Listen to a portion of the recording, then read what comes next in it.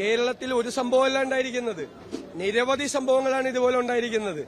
ഇതിലൊക്കെ വളരെ അവഗണന നിറഞ്ഞ സമീപനമാണ് ആരോഗ്യവകുപ്പിന്റെ ഭാഗത്തുനിന്നുണ്ടായിരിക്കുന്നത്. ആരോഗ്യവകുപ്പ് റിപ്പോർട്ട് തേടും, ആ റിപ്പോർട്ട് മേടിച്ചു വയ്ക്കും. അത് തന്നെ ഇപ്പോൾ വോള്യങ്ങളുണ്ടാവും. ഈ ഹസീനയുടെ വിഷയം നിയമസഭയിൽ പറഞ്ഞതാണ്, മന്ത്രിയോട് പറഞ്ഞതാണ്. അവർക്കൊരു സഹായവും ചെയ്യുന്നില്ല.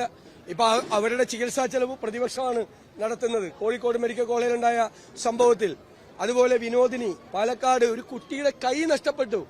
ആശുപത്രിയുടെ അനാസ്ഥകാരുടെ കൈ ഓപ്പറേറ്റ് ചെയ്ത് മാറ്റേണ്ടി വന്നു. അതിനൊരു പകരം കൈ കൊടുക്കാനുള്ള മനസാക്ഷിയില്ലാത്ത ക്രൂരന്മാരുടെ സർക്കാരാണിത്. ഒന്നും ചെയ്തില്ല. ഈ ഗവൺമെന്റിന്റെ ഭാഗത്ത് നിന്ന്, സർക്കാർ ആശുപത്രികളുടെ ഭാഗത്ത് നിന്ന് അനാസ്ഥ ഉണ്ടാകുമ്പോൾ ആ പാവങ്ങളെ സഹായിക്കണ്ടേ? സാധാരണക്കാരായ മനുഷ്യരാണ്. അവരോട് ഒരു ദയയും കാണിക്കാതെ ഉള്ള സമീപനമാണ്. ആരോഗ്യ കേരളം വെന്റിലേറ്ററിലാണ് എന്ന പ്രതിപക്ഷ ആരോപണത്തിന് അടിവരയിടുന്ന കാര്യങ്ങളാണ് കേരളത്തിൽ നടന്നു വരുന്നത്. ഒരു സംശയം വേണ്ട കാര്യത്തിൽ. അല്ല, സിസ്റ്റത്തിന്റെ കുഴപ്പമാണ്. അത് പരിഹരിക്കാൻ വേണ്ടിയിട്ടുള്ള ഒരു നടപടിയും ആരോഗ്യവകുപ്പിന്റെ ഭാഗത്തു നിന്നില്ല.